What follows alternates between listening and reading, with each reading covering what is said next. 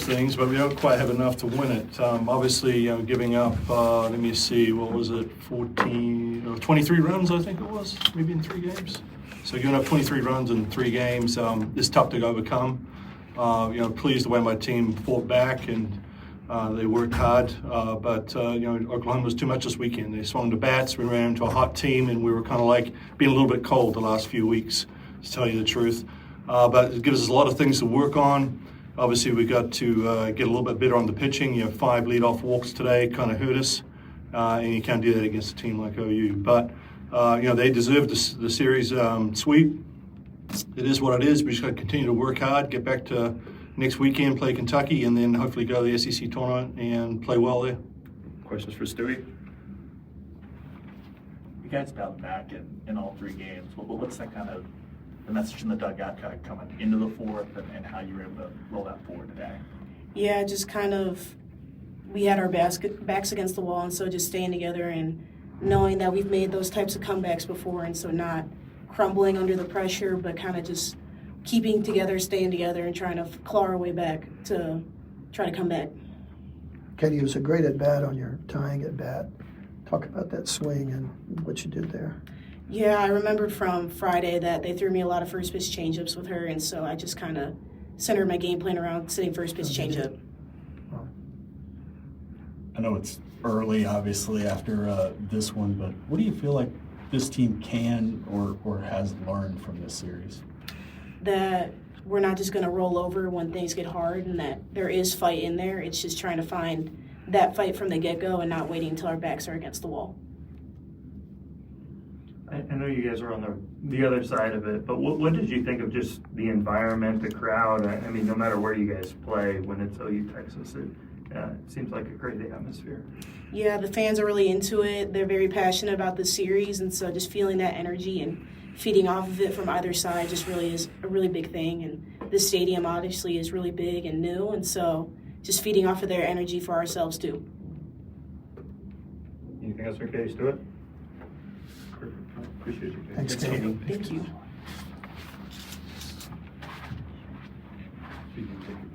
Mike, your pitching staff's been so good all year. Did this surprise you that this happened this weekend? I mean, you certainly couldn't have expected it, right?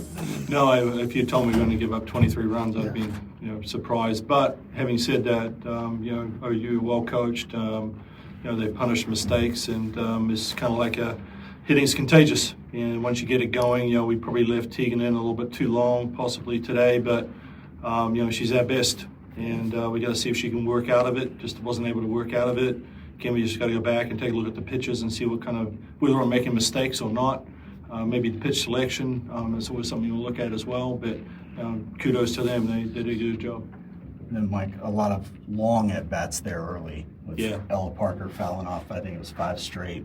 Same thing the next inning. Just what stood out to you about that and just OU's approach at the plate against Tegan? Yeah, well, there's a couple of things there. I think it was 36 pitches in the first innings, something like so, that, yeah. and then 20-something right after that. So it tells me the ball wasn't moving a whole lot. Maybe we got to work on that and look at the numbers from the TrackMan and see what kind of movement we were getting, and that might have been the issue. And she wasn't locating her drop ball very well either. And so we're kind of down to 1 pitch, and when you can't do that against OU, and we weren't landing the changeup. So, you could kind of, go back and look at it that way. But, again, those things for us to work on, going forward. Anything else for Coach? Yeah, Mike, I'll throw this one out there. You've got a week of the regular season left, but after this weekend, give me your top 8 seed NCAA tournament pitch a little bit. I know it's early, but no, I'm not going to answer that one. Okay. I think we just got to work on playing better softball and let those things take care of themselves. What happens in that room, we have no control over, other than playing well. But what they decide to do and where they send you, that's it. But obviously our goal is to still try and make top 8. That's been our goal all along. It always is the start of the season, because you want to host. You don't want to travel to places like OU or UCLA or anywhere else that may finish in the top 8. Oregon's playing really well. They're kind of winning their conference for sure. Everyone's beating each other up. It's going to be an interesting series next week between Florida and Oklahoma. Florida's swinging the bats pretty well right now, so you know anything can happen. This is strange. It's kind of good to see parity in the game, to tell you the truth. How much different just has this conference season been? We're really accustomed to seeing you guys, Oklahoma and Oklahoma State, kind of duke it out at the top of the Big 12. But going into 1 weekend left, it's like so it feels like 5 teams are holding on to a prayer. You know what I mean? Yeah, it just means more.